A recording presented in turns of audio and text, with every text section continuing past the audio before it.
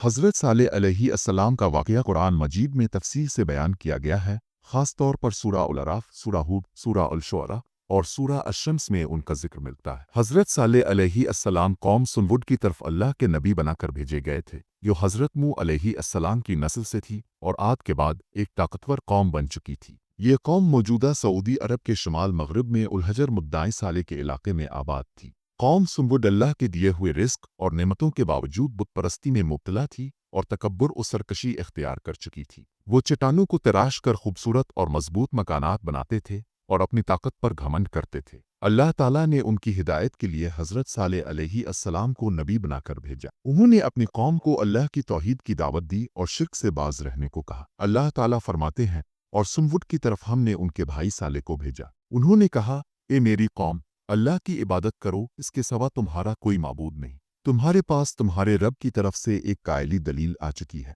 ये अल्लाह की ऊँटनी तुम्हारे लिए एक निशानी है, बस इसे छोड़ दो कि अल्लाह की ज़मीन में खाती फिरे और इसे किसी बुरे इरादे से हाथ ना लगाना, वरना तुम्हें दर्दनाक अजाब आलेगा। सूरत अल अराफ 7:73।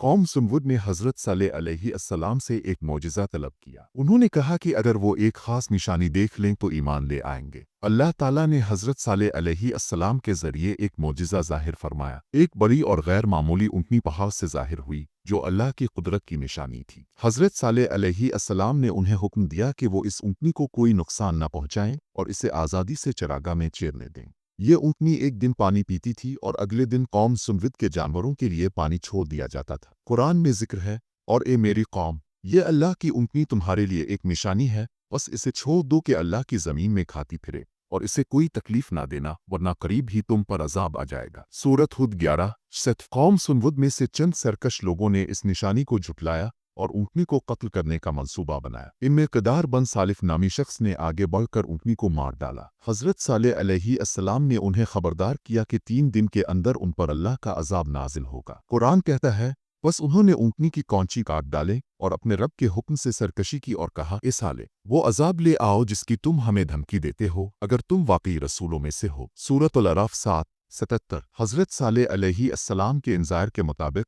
3 दिन बाद अल्लाह का शदीद अजाब आया। कौम सुमवुद पर एक हौलनाक चीख और जलजला मुसल्लत किया गया, जिसने उन्हें हलाक कर दिया। कुरान में आता है, बस उन्हें जलजले ने आ पकड़ा और वो अपने घरों में औंधे पड़े रह गए। सूरत अल अराफ 7:78। बस अजाब ने उन्हें आ लिया, बेशक इसमें एक निशानी है, लेकिन उनमें से अक्सर लोग ईमान नहीं लाते। सूरत अल शुअरा 26:1-5-8। जब कौम सुमवुद हलाक हो गई तो हज़रत सालेह अलैहिस्सलाम ने अफसोस का इजहार किया और कहा कि काश वो अल्लाह की हिदायत कबूल कर लेते। कुरान में जिक्र है, बस अजाब के बाद सालेह इनसे मुंह मोड़ कर चले गए और कहा, ए मेरी कौम, मैंने तुम्हें अपने रब का पैगाम पहुंचा दिया था और तुम्हारी खैर खाई की थी, लेकिन तुम खैर खाहों को पसंद नहीं करते। सूरत अल अराफ 7:79। कौम सुमवुद के तबाहशुदा शहर आज भी मुद्दाए साले के इलाके में मौजूद है। अल्लाह ताला ने उनकी बाक़ियात को दुनिया के लिए इबरत बना दिया ताकि लोग उनकी सरकशी और अंजाम से सबक हासिल करें। कुरान कहता है, और तहकीक तुम उनके घरों पर गुजरते हो जो जुल्म कर चुके थे, बेशक इसमें निशानी है, फिर क्या तुम सुनते नहीं। सूरत अल सजदा 32-26।